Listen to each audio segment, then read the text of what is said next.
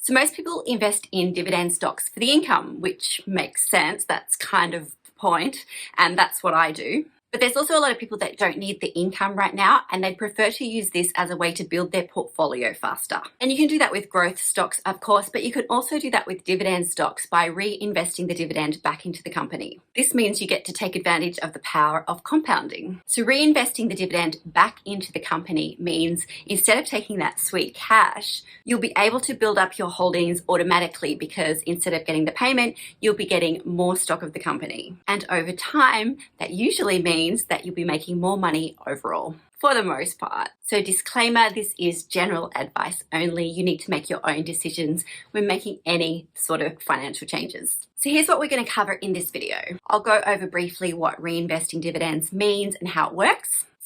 I'll talk about the benefits, when it makes sense to do that and when it doesn't. And lastly, I'm going to go into the compounding effects so that you compare two different scenarios with the same company over a 10-year period. One where you've taken the income as your dividend payments, and one where you've reinvested the dividends back into the company. So you can compare and see the difference in how much you would have made in both scenarios. Plus, it was a way to get me back into spreadsheets, and who doesn't love spreadsheets?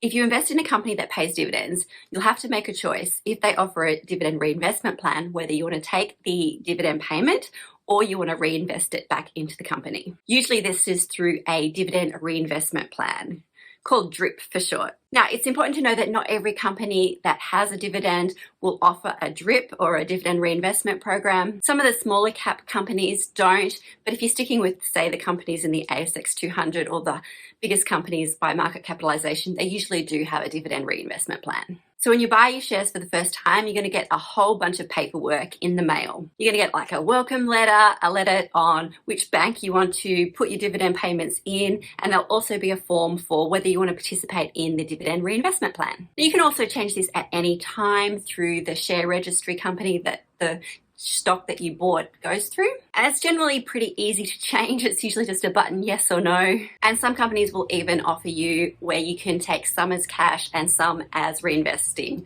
So usually a split can happen as well. And like I said, you can change this at any time. You could take the dividends 1 year, you could reinvest them the next year, and you can change it as often as you like. So if you decide to participate in the DRIP plan, the company's going to give you a number of shares in that company that's roughly equivalent to how much the dividend payment is going to be. It's usually not exact because it relies also on the current market price at the time. So if the amount isn't exactly up to the value of the shares, the company will usually hold back that amount until next time, it'll roll over until the next dividend payment. So here are the biggest benefits of participating in a dividend reinvestment plan. The one that most people like is that because the company is buying the shares on your behalf, you don't have any transaction costs, so no trading fees or anything like that. It doesn't cost you anything. There's also the compounding effect because it's based on how many shares you own, and as you're accumulating more shares, it means that it's snowballing and you'll get more money each time because you've got a few more shares each time. But my favorite benefit is that it makes investing automatic. So I really like making financial decisions where I don't have to really think or don't have to go and do a lot of work. And this just makes it simple and easy because it's constantly buying more shares for you over time. So it's kind of a set and forget, and that's why I like it. So because of the compounding effect of buying more shares in the company, it seems like it's a no-brainer and that everybody should do it.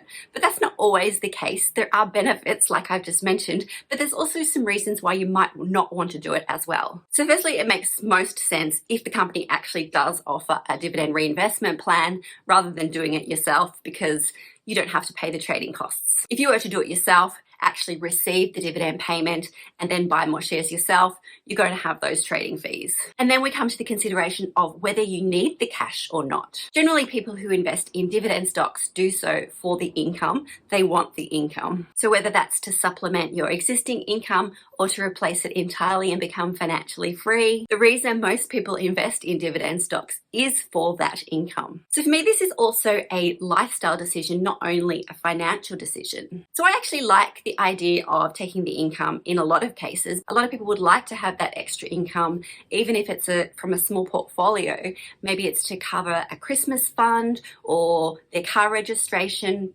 Just having that extra money can be really beneficial. Another thing you need to consider is Is this a company that you want to buy more shares in? It could be that you're just starting out and you want to diversify. So building up one company only is not diversifying your portfolio. And so you would rather take the income, save it, and then buy a different company. And along those same lines, perhaps you do have a diversified portfolio, but you want to keep it really balanced, and one company, maybe it has a high yield, and so you're accumulating more shares in that company and you want to keep things balanced. So you might choose not to take you might choose not to reinvest the dividends for that particular company. You might choose to take the cash instead so that you can spread it evenly amongst all of the companies that you own. And then, of course, there's a matter of the share price overall. We can't ignore that. If there's no long-term growth in the company, if it's not growing over time, especially if it's going backwards, there's no point trying to build up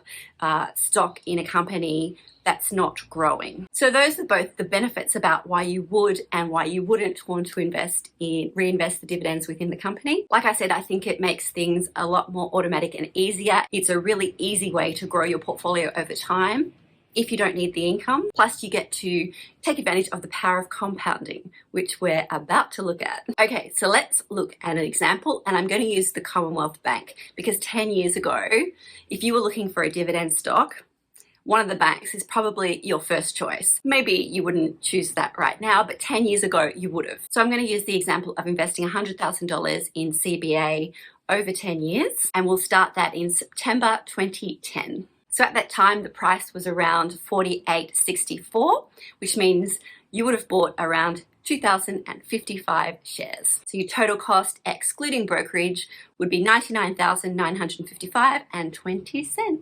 So 10 years later, you're still going to have the same number of shares, 2,055, but it's currently trading at around $66.17. So the value of your portfolio is now $135,979.35. which is an on-paper profit of just over $36,000. But of course, nobody really buys banks for the growth potential. So over that time, you would have also received dividends, obviously. So this is where the real money would have come in. Let's see how much dividends you would have received over that 10-year period. So you would have received dividends to the value of $79,076.40. The capital growth of $36,024.15 plus your dividends of $79,076.40 would give you a total gain of $115,100.55. Now that's not even including all the tax benefits you would have received because CBA is fully franked, so you would have got tax benefits on that as well. Okay, so that's pretty decent because of the income that you would have received in dividends and the small bit of capital growth, which would be more if I was doing this at another time.